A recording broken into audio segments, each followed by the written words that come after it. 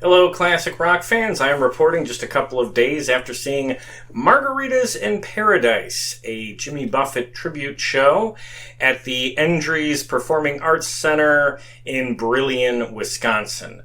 Margaritas in Paradise is led by frontman Corey Spector, who, if you're a subscriber to this channel, you might recognize, was a guest earlier this year. Yes, Corey was our first interview of 2025, and I originally invited him to be a guest on this podcast because I had seen that his Jimmy Buffett tribute show had a date booked in South Milwaukee, which is close to where I live. Unfortunately, due to reasons beyond Corey's control, that show in South Milwaukee had to be canceled. Which was a shame, because I would have loved to have gone to that, of course, but because it was canceled, I was free that evening to stay home and watch one of the best football games I've ever seen, so at least there's that.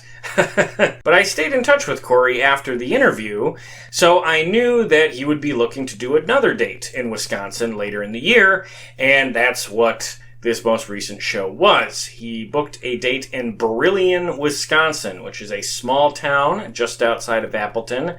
I have never been to Brillion before. It's about a 2-hour drive from me here in Milwaukee. And after having him on the podcast, I, of course, absolutely wanted to make the effort to come see him.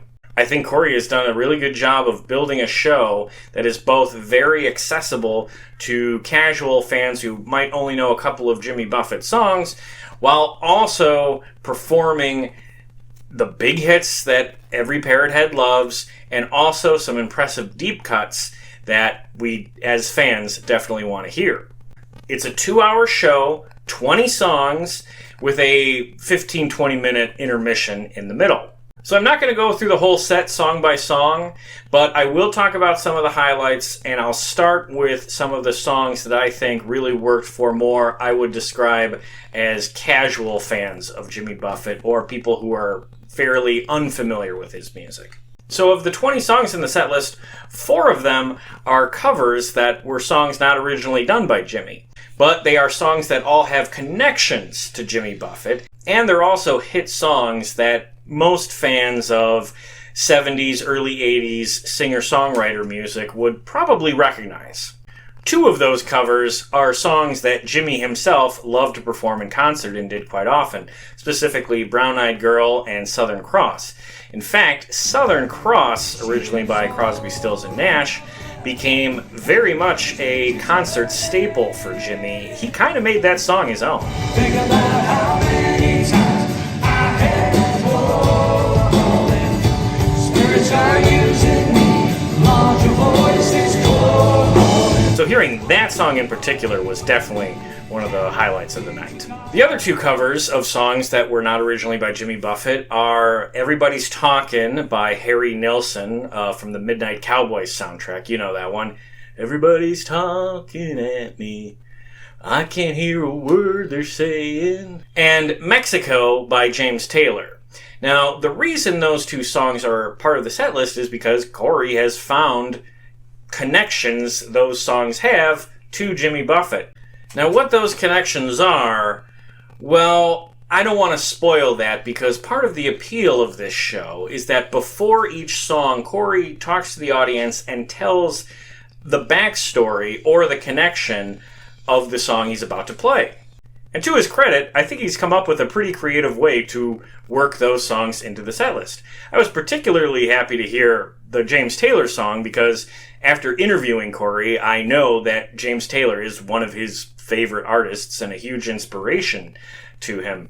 If you watch that interview, he's got a great story about meeting James Taylor. And both of these songs caught me by surprise. I was not expecting to hear either one. And the inclusion of these songs also speaks to the point I was making about this being a show that's very friendly to casual fans of Jimmy Buffett, or maybe fans of just broader 70s era singer-songwriter stuff.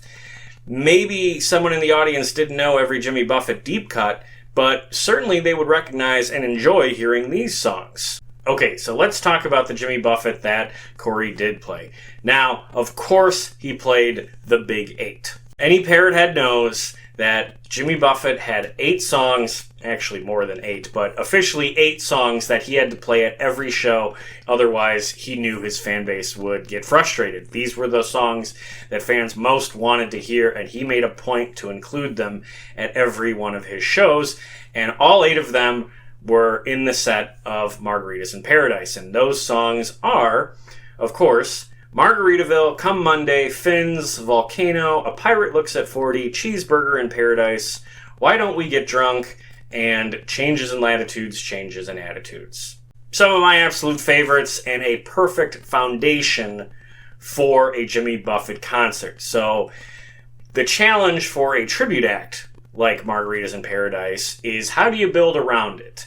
Well, if you're going to have 20 songs, you start with these 8, and how do you fill in the rest of the spots? I talked about 4 that are the covers, 2 of which Jimmy covered quite often, 2 of which were creative ways of bringing accessible pop music into the set list that fans of Jimmy's and fans of 70s, 80s singer-songwriter stuff would recognize. So that's a total of 12, which means there are 8 spots left for deeper cuts from Jimmy's catalog. And I think those 8 spots are best served by playing songs that would appeal to the parrot heads, the diehard Jimmy Buffett fans who've seen him in concert and know his albums. This is where you can get creative with the massive catalog that Jimmy has. And I think Corey did a really good job of finding the right picks. So let's talk about a couple of those selections. He did Son of a Sailor, Pencil Thin Mustache, and Grapefruit Juicy Fruit, all of which I would describe as fan favorites, very easy picks. Parrot heads love those songs, so happy to see those included. But there's 4 others in particular I really want to celebrate. First is Boat Drinks. Man, I love Boat Drinks. That is one of my favorite Jimmy Buffett songs. I've seen Jimmy 3 times in concert, and I don't think he played Boat Drinks during any of those shows, which was a shame, or at least I don't remember him doing it. So I was really happy that Corey had that in the set list, because I think that's one of Jimmy's best songs, especially in a live setting. That was the second song of the night, so that, I think, helped set the tone for a very fun show. But the one that really caught me off guard and really stuck out to me was Livingston's Saturday Night. Well, you get your 20, that's alright. Well, we're rocking and rolling on the Livingston Saturday Night. Man, that song is a jam. That is one of Jimmy's most rock and roll songs. It was originally off a soundtrack for a movie called Rancho Deluxe. It has some lyrics that you definitely wouldn't write today, but it is a rocker, it's funny, it's a perfect song for a concert setting. Again, that was a song I don't think Jimmy ever played when I saw him. So when Corey started talking about the backstory to this song, I was over the moon. I was absolutely not expecting to hear that song, and I told him right after the show, that made the drive worth it alone. So I really enjoyed that he had Livingston Saturday Night as part of the set list. That was probably the highlight for me. Now, another song he played that I definitely have to highlight is Down by the La-Di-Da, which is not necessarily a song that every fan's going to know right away, because it's a newer Jimmy Buffett song. He released that in, I believe, 2020. And I was so happy to hear that included, because Jimmy's catalog has a great final chapter. Jimmy was making some of the best music of his career right up near the end. So I really appreciate that this song was included, because it acknowledges this later era catalog from Jimmy, which shows that he never lost it as far as songwriting goes. The man stayed good all this time. And I think that's important, because if you're a tribute show, I think it would be very easy to fall in the trappings of only playing stuff from the heyday era. And frankly, that's a little too conservative for my tastes. I think a proper tribute show would find ways to work several different aspects of an artist's catalog into the show. And opening the second set of the night after the intermission with this song was a great way to do just that. So I was really impressed with that pick. And finally, one of the other deep cuts he played was Tin Cup Chalice, which is from Jimmy's early days. That is a very thoughtful song, and Corey told a great story before he played it, and that's a good one for old school Jimmy diehards, parrot heads, maybe people who were fans of Jimmy before the whole parrot head phenomenon started. Because Jimmy had quite a few albums before his career really got rolling with Margaritaville, and this song, Tin Cup Chalice, is from those early days. So yeah, the show had music from very early in Jimmy's catalog all the way up until what he was doing just a few years before he passed away, and of course all of the good stuff in between. So it was a really good representation of the catalog, and that makes for a good celebration of the artist. And that's what I want to see if I go to a tribute show. And it went over really well. It was a good crowd, and I would say that most of the people there skewed closer to casual Jimmy fans. People who I could hear around me were happy when Corey played songs like Everybody's Talkin' and Southern Cross. But there were definitely some parrot heads in that audience as well. I was lucky when I bought my ticket, there was one seat left in the front row, dead center, weirdly. So I was up front, which was great. But that also meant I was very close to a row of people who were absolutely parrot heads. There was one guy there who had, keep in mind this is in Wisconsin, a cheese head, a Packers cheese head, and it said Cheeseheads in Paradise on it. Obviously that guy's been to a bunch of Jimmy Buffett concerts before. I could hear him singing along. I could hear him, shouting out Jimmy Buffett references as the songs was going on. He was having a great time. And then there was another guy who was sitting in between me and the Cheeseheads in Paradise guy. He was there with his wife or girlfriend, and I knew he was a parrot head because every time Corey was telling the backstory of whatever song he was about to play, I could hear the guy whispering to, again, his wife or girlfriend what that song was going to be once he figured it out based on the story. So as Corey is talking about how Jimmy wrote the song Cheeseburger in Paradise, a few seconds into what Corey was saying, I could hear this guy go, oh, he's going to play Cheeseburger in Paradise next.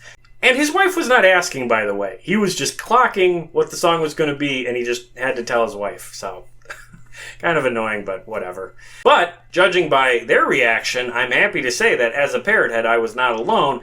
We were all having a great time, and I think everybody was really happy with the songs that were picked. So, all in all, I think this show is a really thoughtful and considerate and well-executed tribute and celebration of Jimmy Buffett. And as someone who loves that catalog and loves to hear those songs specifically in concert with fellow parrot heads, that means a lot. And also, I would recommend you check out my interview with Corey. He's a great guy. Honestly, that's a big part of why I enjoy this show too, is because I've gotten to know Corey a little bit, and I know how passionate he is about this show. When this concert ended, he didn't go backstage. He put his guitar down, and before people were even out of their seats, he rushed down the steps of the stage, ran around the outside of the seats to basically beat the crowd out to the foyer area, just so he could personally greet everybody on their way out and thank them for coming to the show. And, that should just tell you everything you need to know about the guy. He gets it. He understands this fandom, and he appreciates that people would take time to come see him do this show. His stories about Jimmy all through the show are really well told, and again, I can't stress this enough. This is a very thoughtful and considerate tribute and celebration of Jimmy Buffett. It's not just slapped together. There's a lot of care and consideration that went into it, and I have a lot of appreciation for that as a fan. Jimmy's been gone for a couple of years now, and live music was such a huge part of his legacy. So having a band like Margaritas in Paradise out there to help keep that live concert experience going is, I think, very important. So being able to hear that music live on stage is fantastic, and again, Corey performs it at a very high level. I haven't even got to this. I mean, he's a great singer. He's got a really good band behind him. Nobody missed a note. Everybody plays well together. Met those guys actually before the show. All very nice. So, yeah, absolutely. Go see him and, go meet Corey after the show. He's a great guy. And I think I'll just leave it at that. If you've seen Margaritas in Paradise or one of Corey Spector's solo shows, please let me know what you thought about that in the comments below. Otherwise, please subscribe to this YouTube channel. Please check out some of the other concert reviews I've done on this channel. If you're a classic rock fan, I guarantee I've reviewed a show from a band or artist that you are a fan of. And if you are that fan of classic rock, please check out the podcast I do. It's all about classic rock. We've had a lot of fantastic guests on lately, and we are coming up to our special 100th episode. So that is going to be awesome. Please keep an eye out for that. So with that, see Margaritas in Paradise if they come to your town. Fins up, and keep rocking.